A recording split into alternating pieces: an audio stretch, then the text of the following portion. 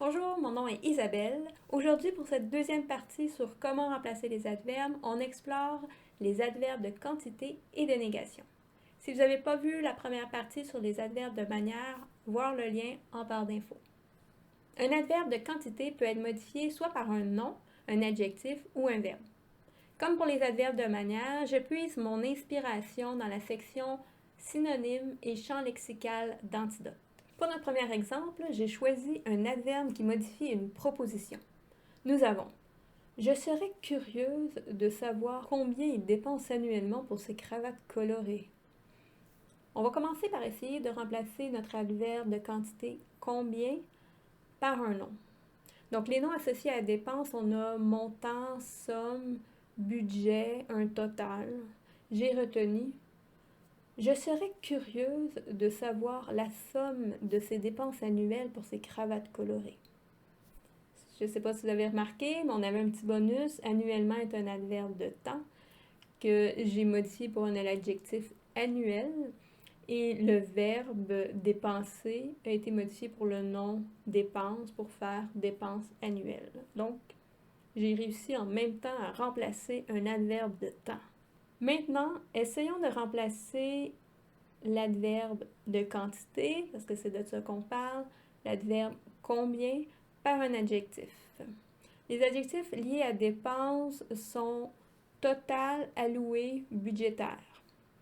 J'ai retenu « Je serais curieuse de connaître ses dépenses annuelles totales pour ses cravates colorées. » J'ai essayé de voir si je pouvais remplacer l'adverbe combien par un verbe et j'ai rien trouvé.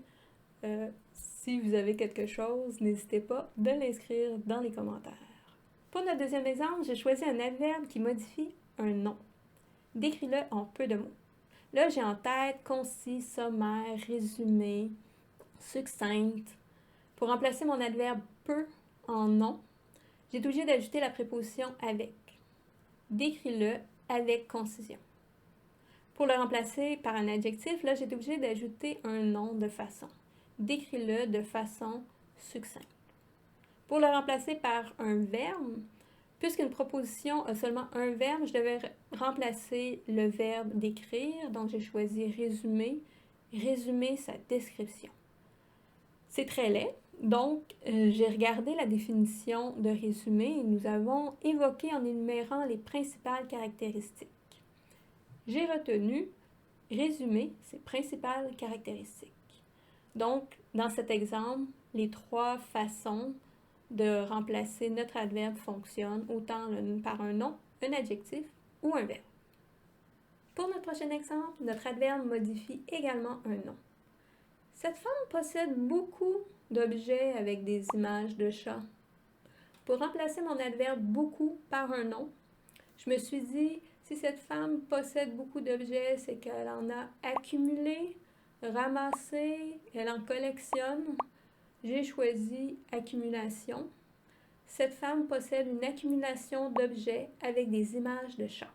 Pour le remplacer avec un adjectif, j'ai regardé les mots associés à beaucoup. J'ai nombreux, innombrables.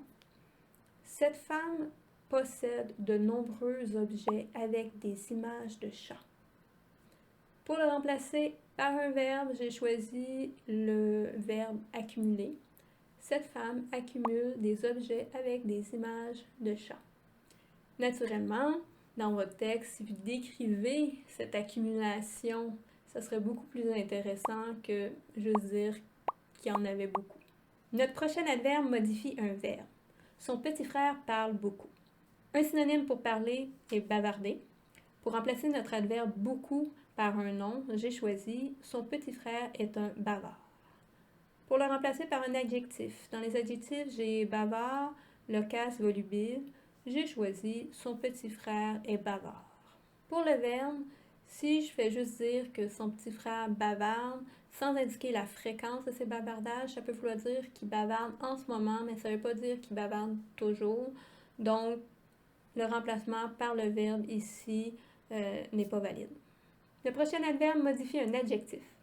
Sa soupe était excessivement chaude. Pour remplacer l'adverbe excessivement par un nom, j'ai choisi le nom excès.